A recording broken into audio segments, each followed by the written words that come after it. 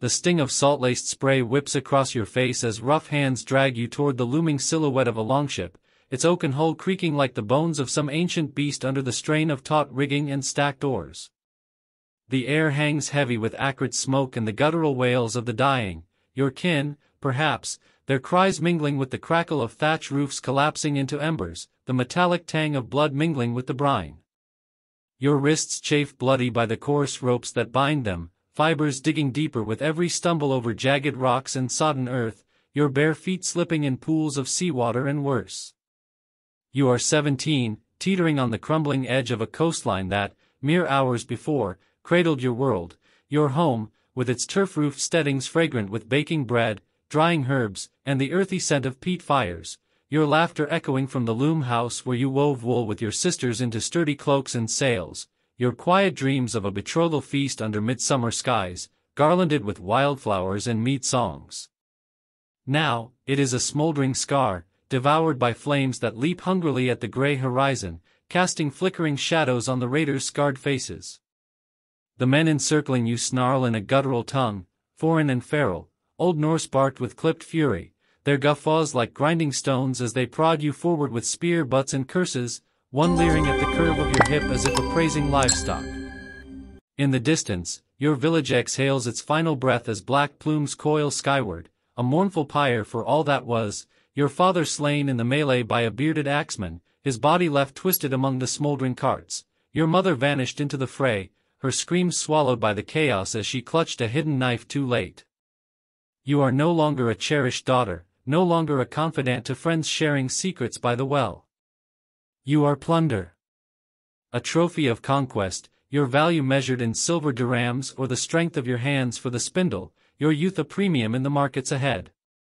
And this voyage, shadowed by horrors beyond your young imagination, has only just unfurled its sails, the dragon prow leering as if to mock the gods who failed you, its carved eyes glinting with fresh paint and the promise of distant, unforgiving shores. This was the Viking Age, a relentless epoch spanning the late 700s to the mid-11th century, when Norse seafaring prowess reshaped Europe's bloody map from the fjords of Norway to the windswept isles of the North Atlantic. We romanticize them as intrepid explorers and ingenious shipwrights, their vessels slicing through fog-shrouded waves under snarling dragon prows, gilded figureheads warded with runes against sea trolls, plunder from far-flung shores heaped in their holds, amber from the Baltic's resinous groves, walrus ivory from Greenland's icy tusks, spices bartered in Constantinople's vaulted bazaars. Yet peel back that gilded veneer, the absent horned helmets of 19th-century fancy, the bardic sagas that Leonize blood-soaked triumphs, and a merciless reality bleeds through. For centuries, Norse society pulsed with the machinery of human bondage, where thralls, enslaved people, may have comprised up to 25% of the population in Scandinavia, their labor the unseen sinew binding the Viking world together, from farmsteads to fleet yards. Slavery was no mere collateral shadow of their raids, it was the very engine of their ambition, fueling economic expansion and social hierarchy, with thralls outnumbering free farmers in some regions and their trade routes spanning continents. Human lives, and women's bodies above all, ranked as the crown jewels of their spoils, more prized than amber or furs, more lucrative than iron ingots. Female thralls, valued for their reproductive potential and skilled domestic labor like textile production, were prime targets, often comprising the majority of captives in raids on undefended coastal settlements, their abductions a deliberate harvest to replenish households and markets alike. Historians unearth this grim ledger not from embellished legends, but from unyielding artifacts, tattered law codes etched in rune, where thralls were grammatically neuter, like livestock, stripped of the masculine agency afforded free men, their very language echoing their dehumanization, the anguished chronicles of terrorized monks, lamenting the abduction of entire nunneries and the desecration of altars, the silent testimony of thrall graves strewn across forsaken fields, their skeletons bearing fractures from beatings and signs of malnutrition like stunted growth and enamel hypoplasia, and the clinical dispatches of Arab traders who bartered with these seafaring merchants face to face, noting the beautiful slave girls, paraded as merchandise, their prices haggled over like bolts of silk. What crystallizes is a syndicate of calculated savagery, raids not as frenzied outbursts, but as meticulously orchestrated enterprises, bankrolled by chieftains and fat-pursed patrons hungry for dividends, with crews mustered months in advance and routes scouted by spies.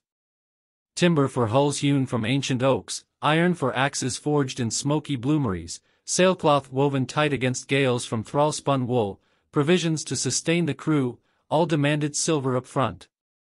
And the surest yield? The warm, breathing freight of the captured, whose sale could recoup costs tenfold and whose toil built the very fleets that enabled further conquests, turning human misery into maritime might. Viking longships were engineering triumphs, honed for predation, sleek and swift, clinker-built with overlapping planks caulked in tar and wool, with hulls so shallow they ghosted up rivers like serpents, drawing mere 3 feet of water, infiltrating heartlands far beyond the sea's embrace, up to 100 miles inland on tides that turned estuaries into highways of horror. Coastal sentinels meant nothing. Entire hamlets, nestled in wooded valleys with palisade walls and watchfires, stirred to dawn's hush only to confront the spectral glide of oar-driven hulls emerging from the mist, 30 rowers per side, dipping silently, retreat severed by the tide, warriors leaping ashore with axes gleaming and shields locked in boar-snout formation. These were no impulsive furies, but profit-driven calculus, with chieftains dividing spoils by lot, gold to the lucky, thralls to the steadfast, the weak were defiant slain on the spot to lighten the load. Monasteries, bloated with gold and gospel, illuminated manuscripts and silver chalices, and hamlets stripped of spears drew the wolves, easy marks where resistance crumbled like dry bread, their inhabitants herded at sword point. The first documented outrage came in 793 at Lindisfarne, England's holy isle off Northumberland, where monks chronicled the heathens slaughtering and hauling away the pious as chattel, their screams a prelude to the terror that rippled through Christendom, Alcuin of York lamenting it as divine wrath. But the pattern etched itself across generations, a litany of flames, screams, and vanishing kin. In 795, Norse marauders struck the sacred Isle of Iona off Scotland's coast, plundering its treasures but sparing lives in that initial fury. By 806, they returned with vengeance, massacring 68 monks in a bloodbath, heads dashed against rocks, bodies heaped in the cloister, and dragging survivors, many women from nearby kin groups, including abbess attendants, aboard as living cargo, the annals of Ulster recording the sacrilege in ink-stained fury. By 821, Irish annals and the annals of Ulster wail of the raid on Wexford, a bustling harbour town in Leinster, where a great number of women were seized from the quays and homes, herded like livestock onto ships bound for Dublin's infamous markets, their fates sealed in the slavers' ledgers amid the cries of orphan children. Such expeditions, financed by syndicates of jarls pooling silver and kin, netted thousands annually, feeding a trade that stretched from the Hebrides to the Black Sea, with women prized for their fertility and the textiles they could produce en route. For the woman seized, existence imploded in an instant. Under Norse custom, she dissolved as a soul, reduced to thrall, a cipher tallied with oxen and ale casks, her very grammar neutered in the laws that governed her, treated as it thing rather than she person. The Old Norse term for wealth, fey, blurred seamlessly with cattle, her essence herded into the same ledger alongside pigs and plowshares, her price fluctuating with the seasons like fodder grain.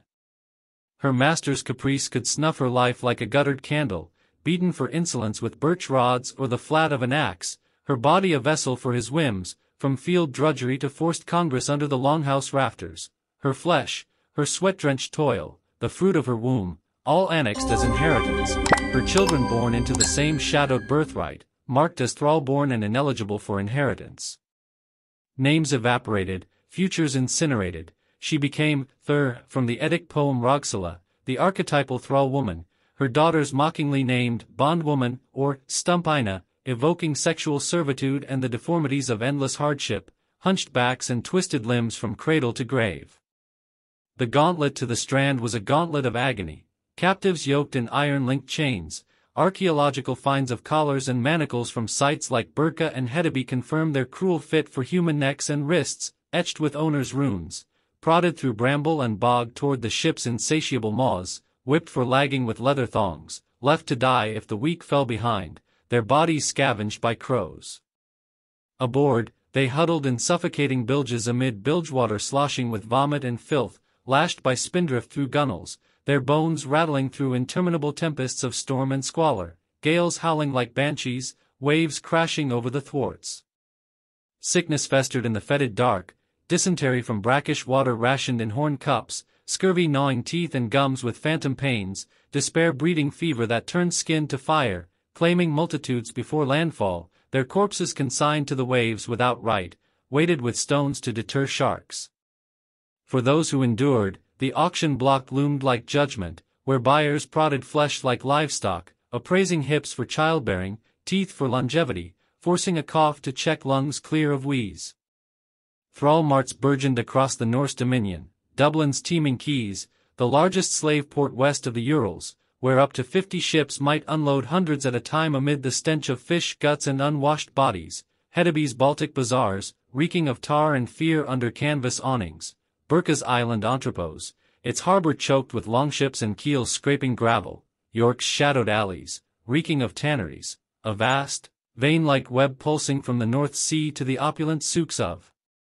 Byzantium and Baghdad, even as far as Egypt's slave auctions per Arab chronicler Ibn Hawqal in 977, where Norse goods fetched premium in the shadow of pyramids. Dublin, rechristened Dyflin by its conquerors, earned infamy as the Great Funnel, where Celtic women from Ireland's Emerald Valles, England's mist-wreathed moors, and Scotland's rugged clans were paraded, palmed, and parceled to fates unknown, pried from families, stripped to shifts, inspected like bolts of cloth under torchlight, branded on the cheek with hot irons if unruly. The soil yields corroboration, hordes of nearly 500,000 Islamic dirhams, interred in Scandinavian earth from the 9th to 10th centuries, ghostly remuneration from caliphate coffers, exchanged for the currency of flesh, each coin a silent ledger of lives bartered, fragmented hack silver mingled with hacksawed hacks of arm rings. Arab chroniclers like Ahmad ibn Fadlan, embedded among the Rus traders on the Volga in 922, etched the horror in ink, Vikings mooring their ships along the river Odal, erecting wooden houses where groups of 10 or 20 gathered, accompanied by beautiful slave girls for trading. He described the casual brutality, merchants coupling publicly with their chattel while companions watched or joined, even as buyers haggled nearby, the act a grotesque proof of fertility to inflate the price. One man might finish only to pass the basin of polluted wash water, fouled with spittle and worse, for the next to use before resuming commerce, the women's eyes downcast in the firelight. Once bartered away, a thrall's horizon narrowed to her owner's whim, her days a blur of unremitting grind that warped body and spirit like you bent for a bow.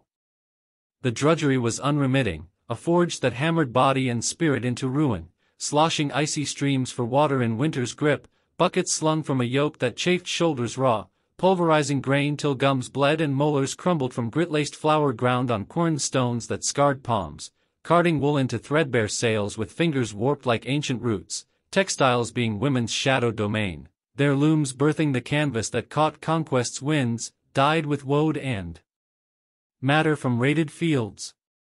She hauled kindling through mud-churned paths till her back bowed permanent, spine curving like a scythe, plaited rushes for baskets by firelight that singed lashes, dunged fields with manure reeking of decay, pitchfork-piercing frost, watched goats on barren fells, mending fences with thorn-scratched hands that bled into the wool, dug peat in bogs that swallowed the unwary, her bare feet caked in soil, nails scabbed and split from prying turves.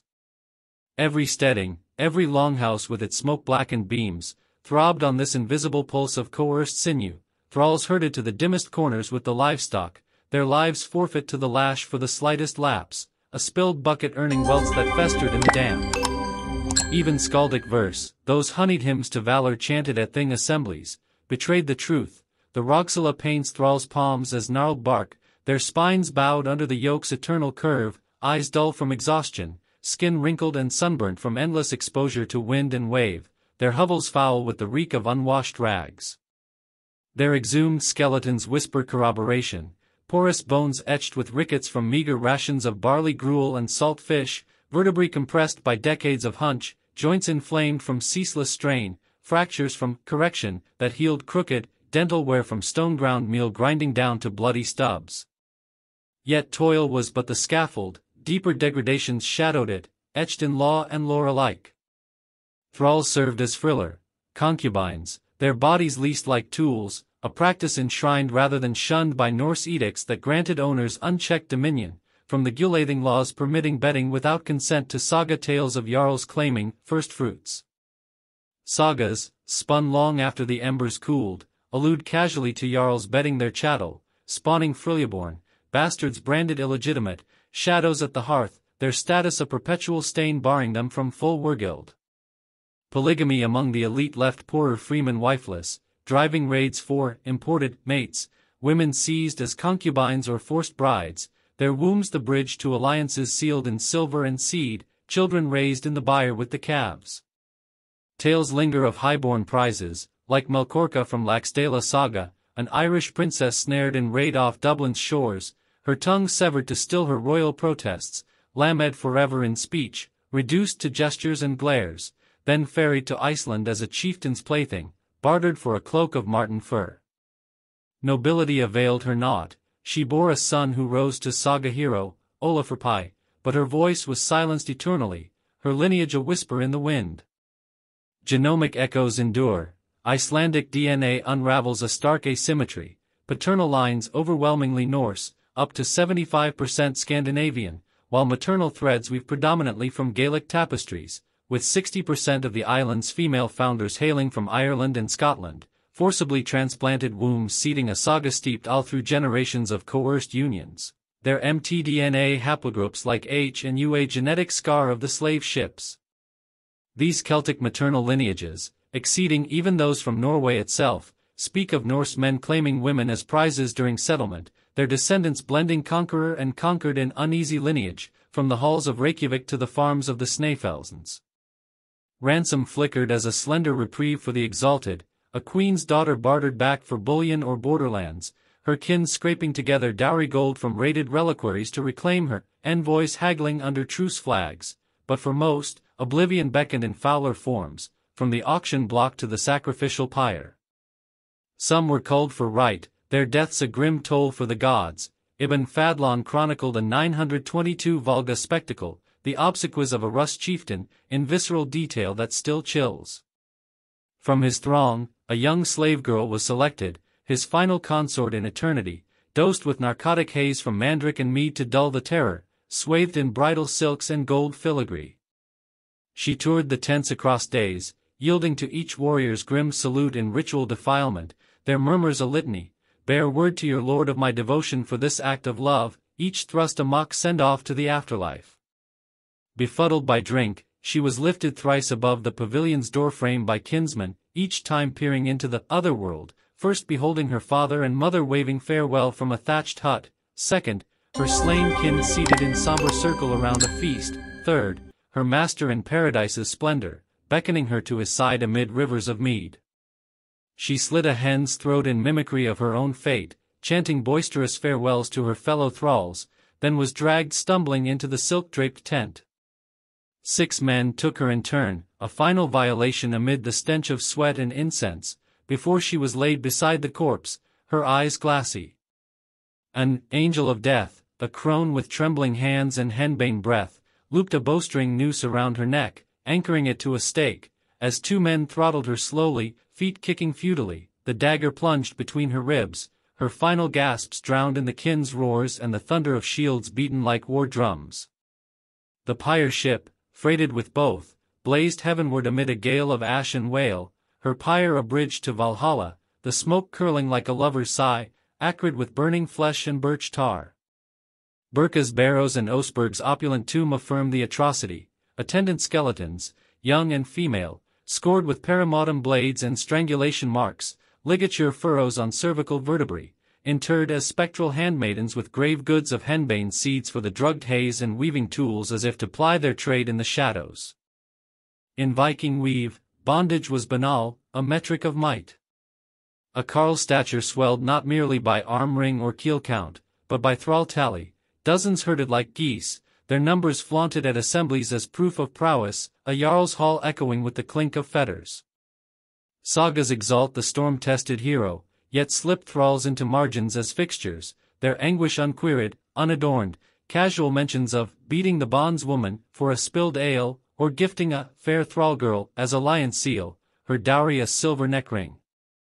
the Norse ascendancy, its westward thrusts to Vinland's maple groves, its saga-forged lore, reared on these obscured pillars, Saxon women whose galled hands spun the very ropes that lashed conquest sails and produced the tar-daubed woolens for hulls, whose silenced wombs swelled with raider seed, birthing the next wave of sea kings, their milk laced with the salt of tears. Manumission glimmered rarely, a comet's tail amid the gloom, fealty repaid with fetter's key, a skilled weaver's craft earning her papers after years of good service in birthing heirs or mending nets, or a deathbed decree granting liberty and a pittance, perhaps a silver arm ring or a plot of marginal soil sown with rye. Such mercies bound the freed in perpetual debt, their status hovering below the freeman's for generations, children ascending fully only in the third, still-eyed with suspicion at things. A Danish runestone from Horning in Jutland immortalizes one Toki the smith, unshackled and gilded by his lord Orgsil Gummendreth's son. Toki Smith raised this stone in memory of him who gave him gold and freedom, exception enough to etch in granite with serpentine runes, for such mercies were anomalies, rarer than a bloodless raid, the stone now housed in Mosgard's shadowed halls. Most withered in irons, birthing heirs to the same pall, their bones mingled anonymously in barrow mounds, unmarked save by wild sorrow. Only Christianity's creeping tide, from the 10th century onward, herald Bluetooth's conversion in 965 a turning rune, his gelling stone proclaiming Denmark all Christian, eroded the institution, its missionaries decrying the heathen abomination of flesh markets even as kings profited from tithes on trade. Slavery mutated into serfdom's subtler chains, still leashed to the land by glebe and labor dues, but less lethal, with thralls rules lingering in Danish law until the 1241 Codex Holmiensis, which softened manumission paths. Yet for 8 blood-soaked centuries, Viking potency, its coffers swollen by Volga dirhams melting into ingots, its colonies from Dublin to Kiev, coalesced from abductions harvest. Beneath every skald's verse of Vinland voyages or Hebridean halls lurks the unsung chorus, girls from torched steadings who carded the canvas for Atlantic gales, their calluses the map of misery, matrons who suckled the sons of their shacklers, their milk the nurture of empires built on erasure. To grasp the Viking Age in fullness demands reckoning with these effaced chronicles, the toll and tendon and tear, the iron collars unearthed at harbors like grim talismans, whispering of salt spray and severed tongues. Strip the longships of their mythic gleam, and behold not saga but sinew, a realm forged in the forge of captivity, its glory gilded on the gravestones of the stolen, their whispers rising still from the earth like the salt spray of forgotten shores, carried on winds that never still.